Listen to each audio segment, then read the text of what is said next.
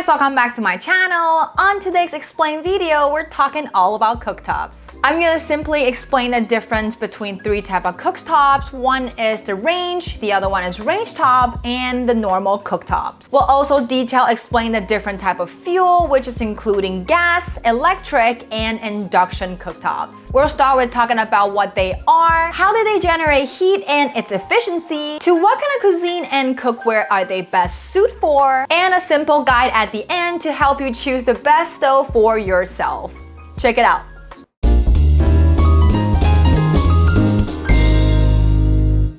Hi new friends, this is Erica right here. I'm a Chinese citizen currently living in America. Cooking and traveling are my passion, so I'm here to share with you my favorite Asian recipes. On each same but different episode, I'll pick a few different ingredients, cookware, or dishes that is easier to be mixed up by people and explain the difference between them for you. So if that interests you, please subscribe and keep watching.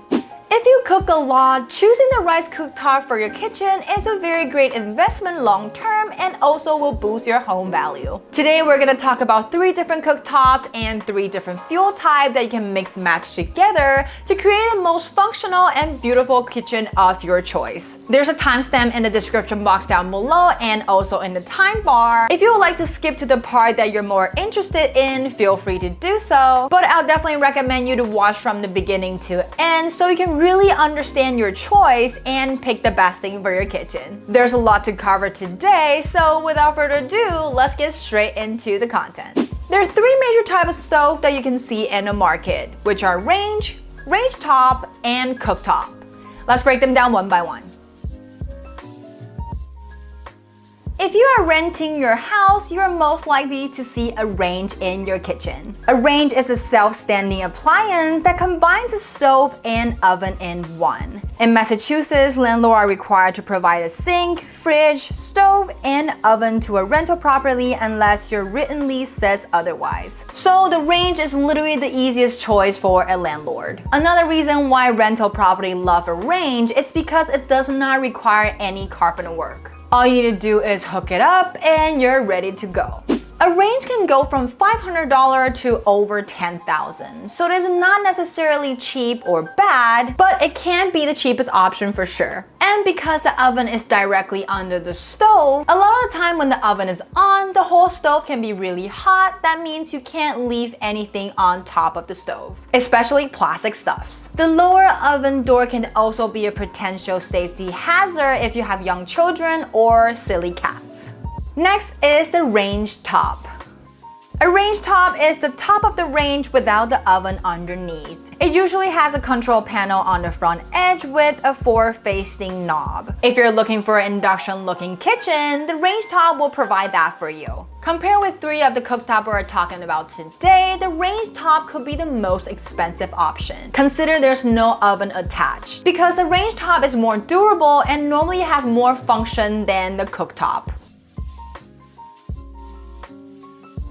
If you're looking for a more streamlined style kitchen, you might want to get a cooktop. Cooktop is very similar to a range top. They both don't feature an oven and can maximize kitchen cabinet space. But cooktop require a more simple carpenter work. All you need to do is cut up a hole on the top of your counter and drop it in. That means on a cooktop, the control panel or knob will be facing upwards instead of facing front. So if you're using a gas cooktop, since gas is not very efficient, your control panel and knob might get pretty hot while cooking. But with a good design, it shouldn't be too big of a problem. The best thing about a cooktop is that they're a very minimum view of the appliance, so the whole kitchen will look sleeker. There are 3 major types of fuel that you can find in a home stove. There are gas, electric radiance, and induction cooktops. Let's break them down one by one. I believe we're all very familiar with the gas stove. You can see a gas stove in all 3 types of cooktops. The best thing about gas stove is that we can see the fire with our eyes and control the heat with our vision. It is definitely the easiest way to learn cooking for beginners. Gas stove is very durable and have no cookware limitation. If you like to cook with clay pots or non-metal material for cooking, you'll need a gas stove. Chinese wok cooking also works best with a gas stove and will be even better if you have a gas power burner. But the downside of the gas stove is its efficiency. More than half of the heat energy are lost in between the process before it even passed to our food. And guess where all this heat went? It's in your air. That's why mama is always sweating while cooking. Gas stoves are also harder to clean than most of the electric stove, and the flame can also be interrupted if you have any kind of airflow in the kitchen, especially if you turn on the simmer. When it comes to electric stove, there are two main types that you can choose from: conventional radiants and inductions.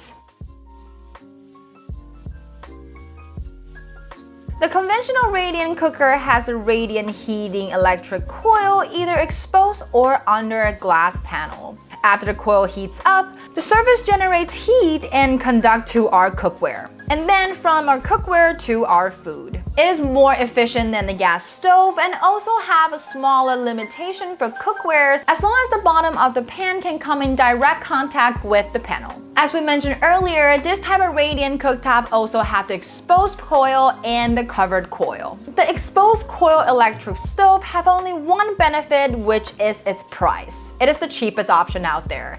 That's why a lot of rental property with low price have that kind of stove. But if you have used one before, you will know this is the hardest type to clean ever, and it's so easy to get you burned. And it is not friendly to pets and children, and not even adult, I'll say. It just gotta go. It's 21st century, man. So that comes to the cover panel electric stove.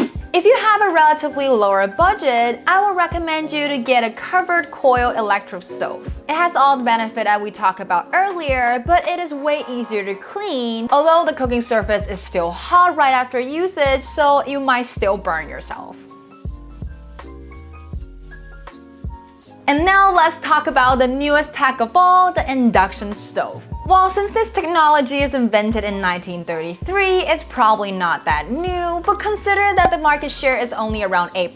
I bet a lot of people still didn't know this technology and feel that they're the exact same as a radiant stovetop. Induction cooktops are powered by an induction element that generates heat when magnet cookware is placed on its surface. So instead of heating up the coil to the panel to the cookware then food, induction cooktop passes energy to our pans and pots to generate heat and passes straight to our food. It is the most efficient fuel types that over 80% of the energy gap passes to our ingredients. That's literally twice as efficient as gas stoves. That's why the induction cooktop are always marketing their product to be the most efficient to heat up water. Although because of how it works, it have a more strictly requirement for your cookware. You have to find a cookware that is high in iron content, such as cast iron, carbon steel, and stainless steel cookwares. Our cookware nowadays is not made with one material only, so the easiest way to tell if the cookware will work on your stove is to stick a magnet on the bottom of the pot.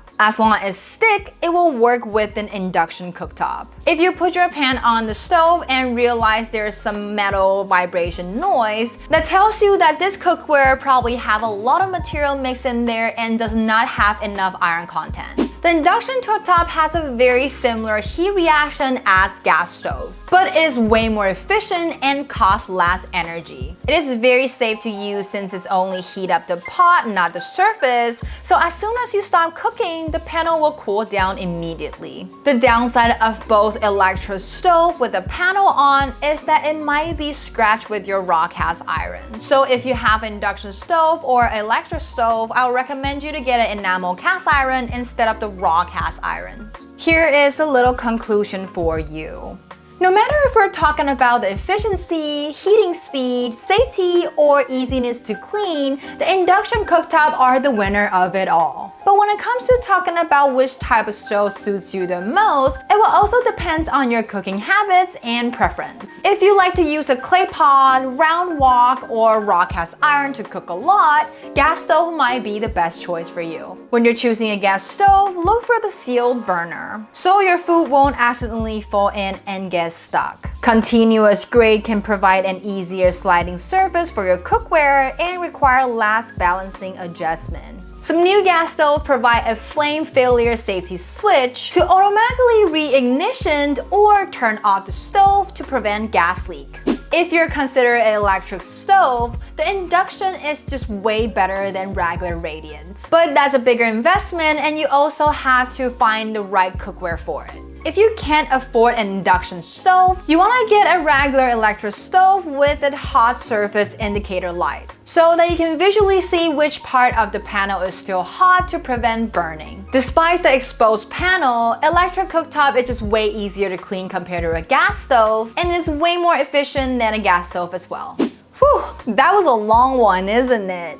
I'm proud of you that you stayed to the end with me. Let me know if this information is useful for you by giving this video a thumbs up. It's only gonna take you a second, but it's gonna help my channel a lot.